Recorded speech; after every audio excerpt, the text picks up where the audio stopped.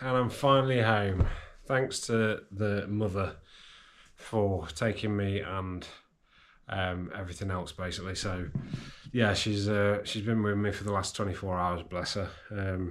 She's probably done 7 miles herself, probably more than that to be fair, with what she's had to do in terms of cheering me on and just getting me to A to B, and that's been perfect. Thank you very much to my mother. So yeah, I thought I'd just do a quick recap on the basis of the fact that I'm home now. I've had a lot of time to reflect on today's marathon. The goals that I set at the beginning of the video, I hit goal B. So I came in at 3:24, which was good to be fair. Two main factors that affected me not achieving goal A. And obviously the main one that we discussed at the beginning of the video was the wind conditions. There was gusts of around 40 odd miles an hour at stages. It wasn't too bad for the first few miles actually. I was actually quite surprised and actually quite encouraged, to be fair, that I think just the buildings were sort of shielding us from it. But as soon as we got down to the Brighton sort of coastline, it was horrendous, and it definitely threw me off a little bit, to be fair. Not massively, but it did throw me off. And yeah, I just had to sort of grin and bear it. But I was quite happy actually in the whole sort of. I mean, my heart rate was probably higher than it should have been, and that's down to the wind conditions, to be fair. I can't say that that's not down to the wind conditions, because it was. But yeah, I had a decent start, to be fair, and I knew that the first 10 or so miles was quite undulating from the course map, and I knew that that was going to be quite difficult. It's a lot hillier than I thought it was going to be. Definitely the first, even in mile 1, it goes up a fairly steady incline, which is just to say hello, basically. That was quite nasty. And then out towards the far sort of east point of Brighton, you're on a continual undulating direction as well. There's also around sort of mile 7, I think it was, that there was a definite sort of incline there as well, which was quite nasty. But yeah, just coming back, it was fine. Getting into Brighton was fine. And everything was executed fairly well. I thought I did really well with my pacing. My pacing felt good. I felt right. Took my time up the hills to just keep my heart rate as low as possible. Didn't want to push it too much up then, because I knew that would bite me in the arse going forward. The second point that hampered me was definitely mile 22. So I'll put the stats on screen of my splits, and if you notice, my splits all the way up till probably about mile 17, 18 were fairly decent. I didn't really deviate that much from sort of around the 740s, which was around about where I wanted to be. I'd banked quite a few decent efforts around the 730 marks, which was ideal. And in my head, I was sort of calculating that I'd be on for a finish of around 320. So I was actually in a good place. I think from memory, I hit 18 miles and I took my third gel, and it just did not sit right. And I don't know what has changed, because it was like I've used these gels all the way through my training block. But it just didn't sit right, and I don't know. The only difference that I've had compared to training is that I consumed a bit more. I consumed water, and that's only because the temperature was quite decent. Actually, it got probably around 15 to 16 degrees, and I actually got up to 18 degrees as I was finishing. So it was quite a mild day in terms of what I've been used to in terms of training. So that's hence the reason why I used a lot more.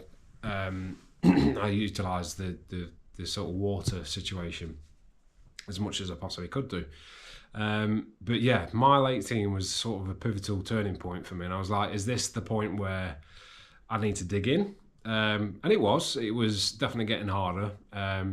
My pace started to drop off to sort of around the 750s mark, but I felt comfortable in my legs. My legs felt fine, but it was just a mindset about my stomach. And it got to I think it was about mile 21, 22, and I could feel myself needing to be sick. I kept burping a lot. You know that feeling when you know you're going to be sick, you burp a lot and you worry about burping. And yeah, I just basically had to go, and I stopped for a good sort of 2 or 3 minutes. I must have done, just to try and get as much as I could out.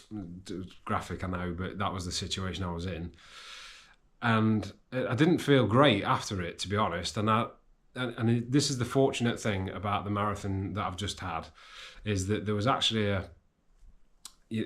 on marathon circuits you get a lot of sort of stands and dedicated stands for different sort of fueling stations, but there was this one sort of lad and his dad that set up a table outside mile 22 that had Coke on the side, and I thought to myself, Coke's a good sort of healer in terms of that it's got sugar in it, but also it sort of calms. It was definitely for me as well. It definitely calms my stomach down. I thought, do you know what? I'm going to get that. And I thanked him massively, saying this is going to probably sort me out for the rest of the race, and it did. I got through 22 with a ridiculous, I think it was in the 9-minute mile in sort of time scales. Which is I've not even done that in my training, so that shows you hopefully how bad I was, sort of thing. And then the Coke sort of kicked in, as in the Coke settled my stomach quite well, and it then just basically meant that I could run back to sort of around the 750 marks again, all the way through to the end. And that was the story of my race, really, is that you can see from probably the graphs that I'll demonstrate on the screen, is that my splits were fairly decent. I was in a good place, physically, as in from a marathon running perspective. I was in a really positive place. I was definitely on for a 320 for definite, which was my goal, a sort of dream, really. And if it wasn't for the factor of the wind slowing me down in certain sections, and also the GI issue, if you want to call it that, I think I'd have hit the target I wanted to hit. But I can't grumble. 3:24, 4 minutes off is not anything to be grumbling about. I'm really happy with that time. It's a 11-minute improvement on my PB, and that's a massive accolade to what I've had to put in training wise. So I'm pleased with that. Not going to probably do anything tomorrow, but then it just starts kick-starting then into triathlon season now. So I've really got to sort of focus on my bike and swim and keep maintaining my running sort of fitness. But the main aim now is to really focus on my biking and swimming.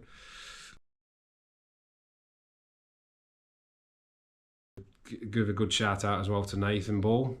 So I saw Nathan round, it's his first marathon, and I was aware of that, and he's raised a hell of a lot of money as well. I think he's raised over £2,000 for his known charity, and yeah, he looked really comfortable when I saw him, and he came in I think at 3:40, so he's done for his first marathon. That's amazing.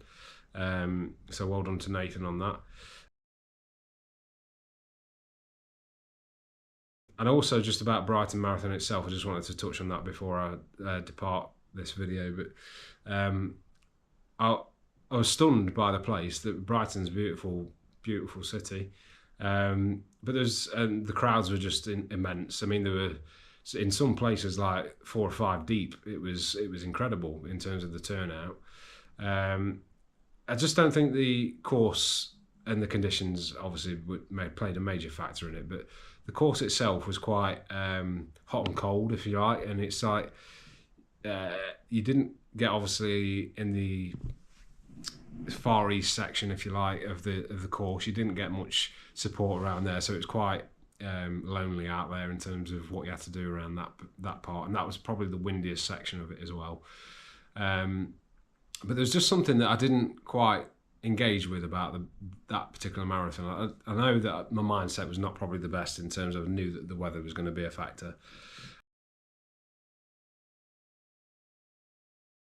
I've ticked off Brighton. I'm proud of myself. I'm happy that I've done it. And you know, the positives out of it is that I've come a long way in terms of I've got 11-minute PB. Really happy with that, and it sort of entices me again to go again, which I thought and this was sort of like the point I was gonna make in this video, to be honest, was that I wanted to try and get to 320 just to see if I could get to there first, because I put a lot of effort into this training camp, and it's been difficult along the way with things like holidays and childcare and, you know, work-life balance and just life balance in general. It's been difficult, and you know, I've got to pay a massive respect to my wife and kids. That, you know, they have to put up with this, and it's you know, Sundays are dedicated for long runs and things like that, where I'm out of the house for like 2 or 3 hours, you know, in the day, and it's not easy for my wife to have to manage 2 kids and everything. But that's the kind of thing that I'm sort of pleased with, and just want to say again, massive thank you to my wife and kids for letting me do this, because it's definitely changed my life, and I'm happy to continue running. But yeah, I just wanted to get to this sort of goal of around 320, just to then see if I still have that desire to kick on from there.